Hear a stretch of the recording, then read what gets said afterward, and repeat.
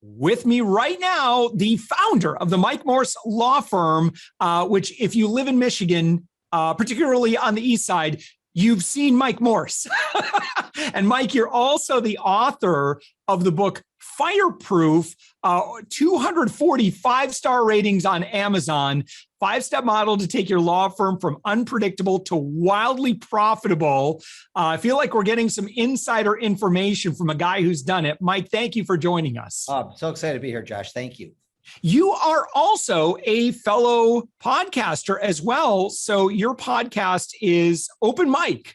Yes, we've been doing that for over a year. We have about 110 episodes. Not as many as you, but we're having fun. I'm learning. It was just kind of a passion play, and I'm having so much fun meeting new people, taking on different types of cases. We've done 10 interviews with people who've been wrongly imprisoned for 20 years, 30 years. It's heartbreaking stuff, but lots of really good stories, good interviews. And it's just so much fun.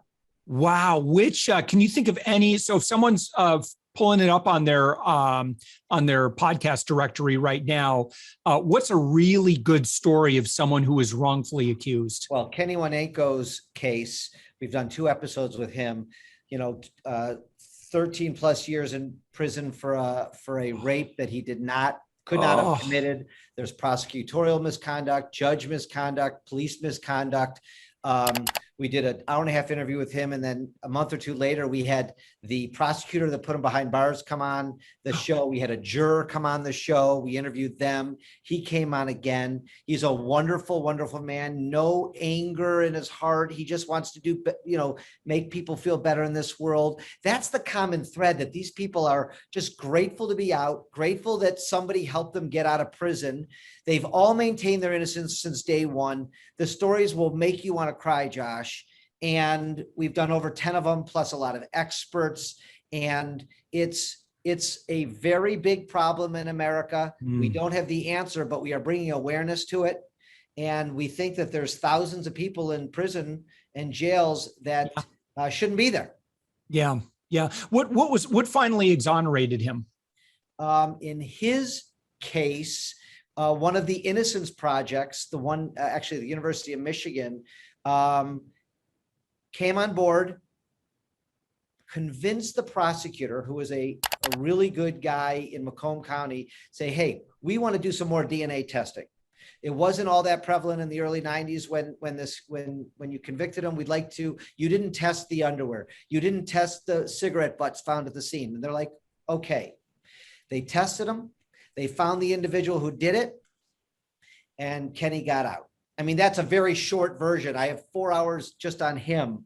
He has a show on, they did a whole show on him on Netflix, and I don't remember the name of that. No kidding. Kenny Wanenko. And he's just this wonderful man. And there's over 10 stories like this on my podcast, and they could just go through it's a open mic on it's a Mike Morse law firm on YouTube. There's a podcast on there, or they could go to openmicpodcast.com. I think I can get you the links, and maybe you could put them in the show notes. Yeah. But it's anyway, it's a passion play. In fact, Josh, I'm a personal injury lawyer here in Michigan, as you know, and I was so moved by all of these people's stories that I actually took on a case of a man sitting in prison in the Flint area that we believe didn't get a fair trial. So just by doing a podcast made me get out of my comfort zone and help somebody who I believe didn't get a fair trial. And we're going to try to get him a fair trial and maybe get him exonerated, and that's just going on right now. So I'm sure you know the power of these podcasts and the people you meet and the relationships you meet and the stuff you learn. But it's really been a blessing in my life. Yeah. If someone has not watched, there's a couple of documentaries. Oh, is it 13th? Is that the one that he's involved in? No. So I don't know the exact number. Oh, okay. Yeah, sure. I was going to point out, if it says Kenny's name.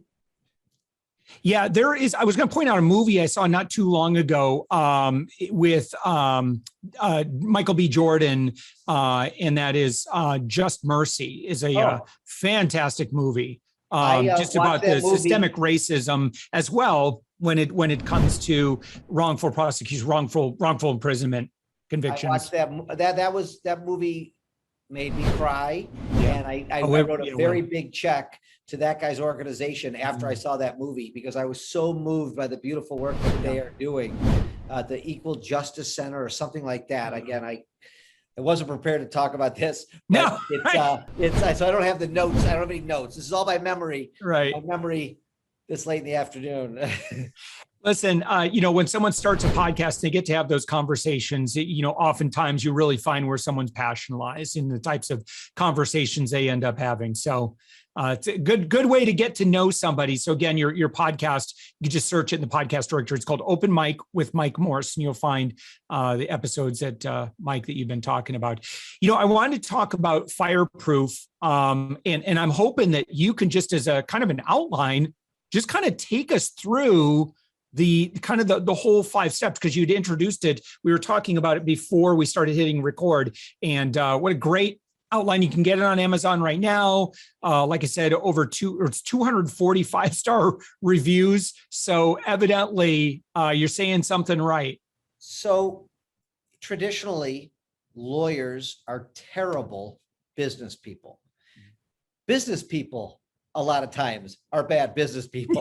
But we wrote but we wrote the book, and the legal community is going nuts for it. I mean, we're still a bestseller. We've sold thousands and thousands of copies, but non-lawyers are buying the book. I'm getting calls from architects and dentists and orthopedic surgeons and people in the UK, and that they found the way that I wrote it with my partner, John Ackhazel.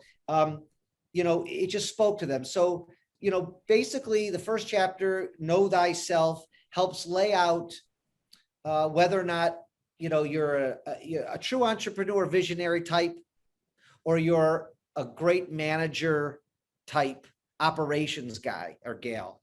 And most people are doing both. For sure, lawyers, right? The lawyers have never heard of these concepts. I never heard of these concepts before I got my coach.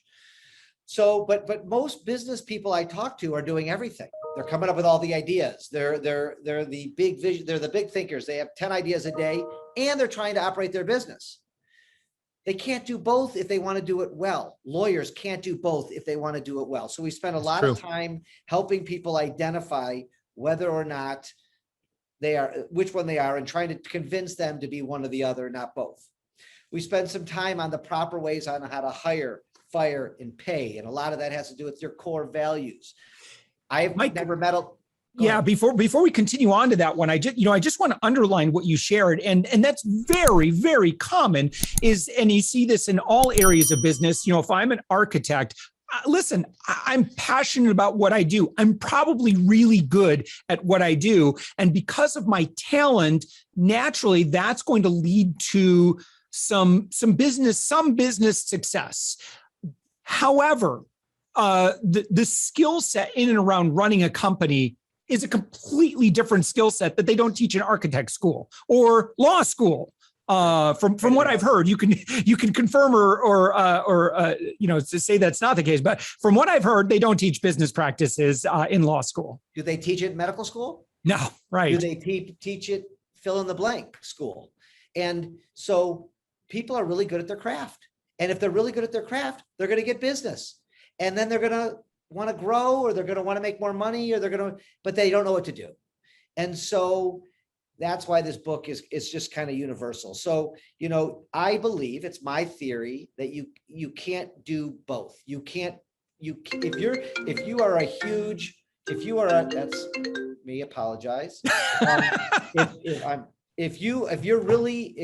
you want to grow a business and you want to spend energy on that, and you're coming up with great ideas, and you want to market, and you want to be the operations guy and work on 1,000 cases, you'll fail.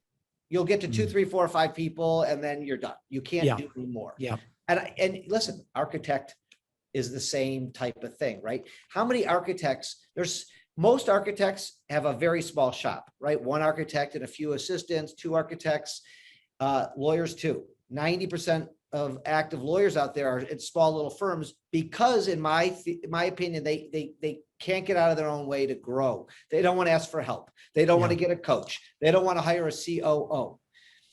When I hired my COO, my stuff took off. And now I have a CFO, I have a CMO, I have an HR director, on and on and on. And this is very atypical for a law firm, and it's very atypical for most businesses. We talk a lot about core values. No lawyer wants to sit down, or architect or dentist wants to sit down and think about their core values. What makes them successful? Why are they doing so well? And you take the hours to do that. But once you have your core values and you know why you're successful, then you know who you should hire. You know who you should fire. You know who you should recognize and reward in your business. And if you don't know who you are, how do you know who you should hire? How do you know who should be on your team? So we spend a lot of time on that. Lawyers don't spend time on that, and most people don't. The next thing that most professionals do, especially lawyers, is they don't know the first thing about data. Yeah. So we use something that we call a legal jumbotron in my office.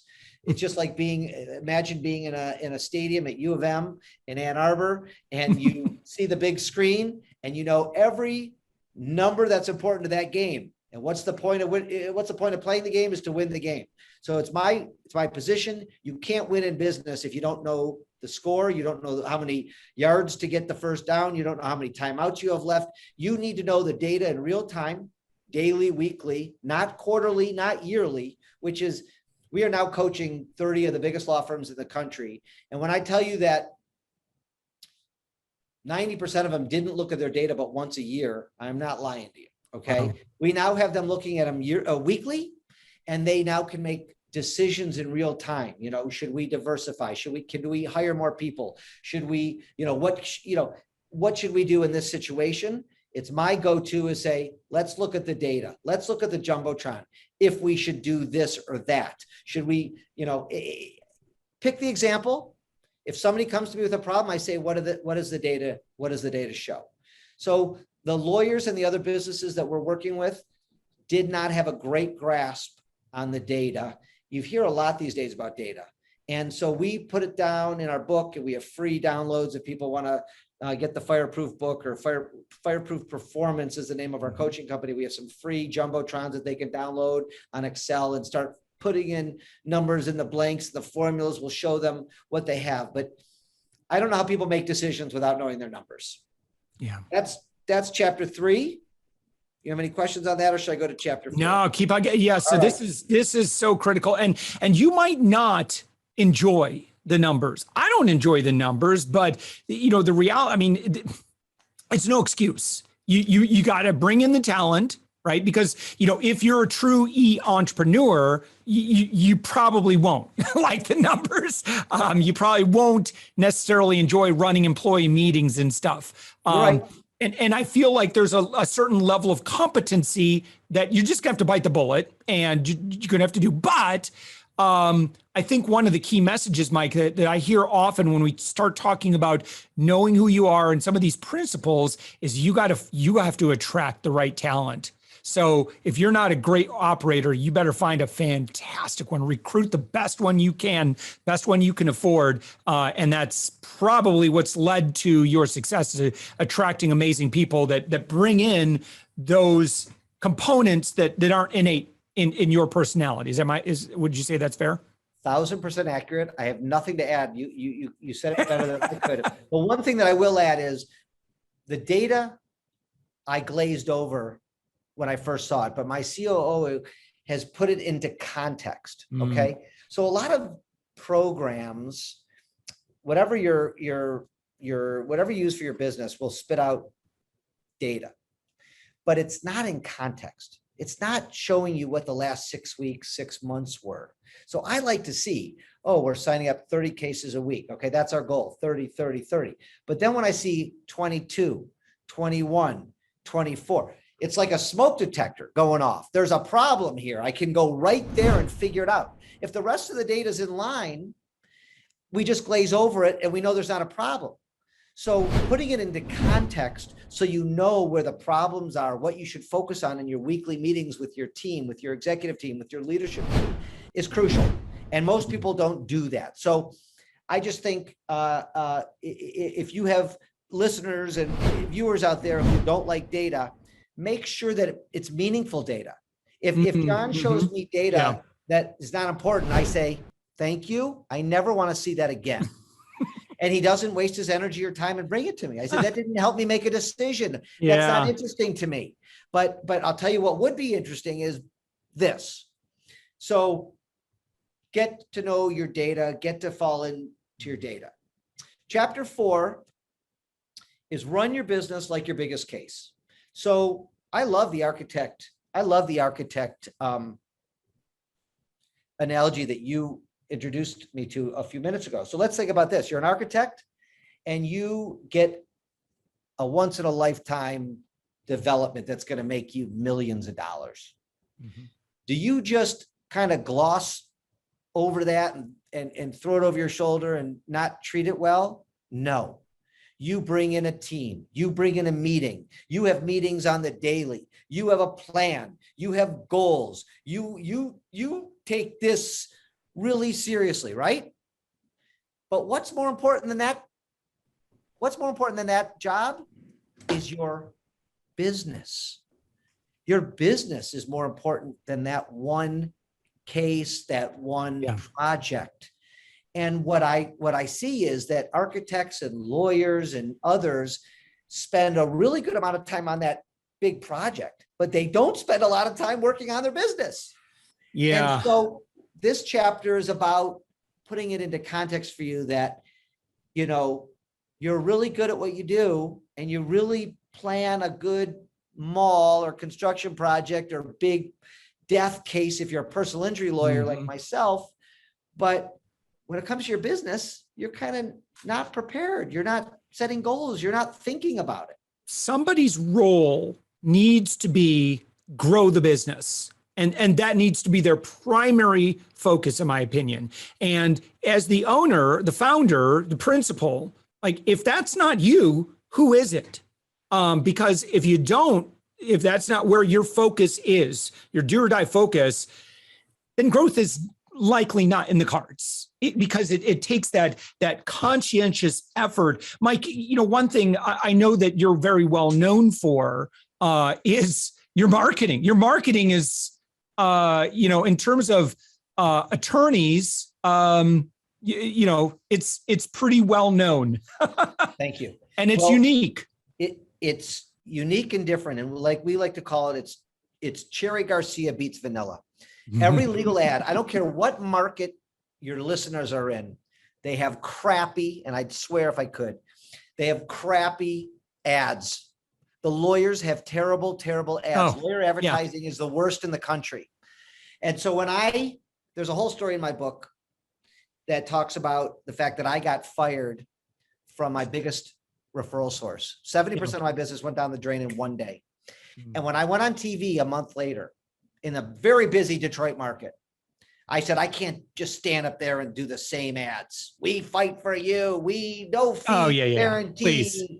I put on some boxing gloves and, you know, I see so many of those lawyer ads and they're just up there. You just want to vomit. Yeah. It's the same thing everybody else does. It's like, what? It's not memorable. So Josh, those are vanilla. Yes. They're a commodity. Everybody's got them. I wanted to be Cherry Garcia. I wanted to be different and something that you're going to remember. And you're going to remember the chocolate chips, and the cherry chunks and all those kind of things. So, and when you have to go to when you need a lawyer, when you go to the grocery store to get ice cream, you're going to pick Cherry Garcia. You're going to pick Mike Morse. So if any of your viewers are interested in what we're saying, or listeners, they go to my YouTube channel, Mike Morse Law Firm, and look under commercials. We are on the Super Bowl every year. We have national winning commercials. I bring my mom into the commercials. I have self-deprecating humor in my commercials. Oh, people love that. I have one right now. We've gotten 500 random emails about my mom and how she's more well-known in my community than I am. And she's giving out autographs and she's giving out headshots, and it is so funny. I think it's one of our best commercials we've ever done. I laugh every time I see it. And people in my community, and I'm not asking for a sale. I'm not saying, call me. No, I'm it's not the saying I do auto relationship. It's the relationship. Branding and Yep. relationships. Yep. And the community appreciates it. I'm in the elevator every single day. I love your commercials. Mm-hmm. I love your commercials. I love your marketing. We do things in our community. I give 30,000 backpacks full of supplies every single year to the Detroit kids. We do animal events, adoption events. I see that. Yeah. Matter. We do things that matter, and the community loves it. I love my community. It's not fake. It's authentic. I'm not asking for business, but you know what? My phones are ringing off the hook. Absolutely. And absolutely. So different works. Don't be a sheep. Don't follow the herd. Stand out from the pack. That's what your listeners should take away from this. Yeah. Mike, thank you so much. This has been so great. Mike Morse, your website, 855mikewins.com is the website. And then, of course, you can find the book right now on Amazon. It's called Fireproof, a 5-step model to take your law firm from unpredictable to wildly profitable. Applicable whether you got a law firm or an architecture firm, any business. These principles are tried and true. Mike, this has been a real delight. If anyone goes to your website, you do personal injury, and then any other thing that you mentioned your YouTube channel is fantastic. I don't mean to be gushing here, but you got a good team. You're doing the right stuff. Yeah. Listen, that's it. I'm having fun. I love talking to guys like you. I love sharing this knowledge, and I hope people get out of it. If they want questions, they can email me. All my information's out there. They could follow us on YouTube and buy the book if they want. I'm thrilled. I'm thrilled that you called, and I'm thrilled that we got to talk today. Sounds great. 855mikewins.com. We've been talking with Mike Morse, attorney and founder of the Mike Morse Law Firm. Mike, thank you so much for joining us. My pleasure.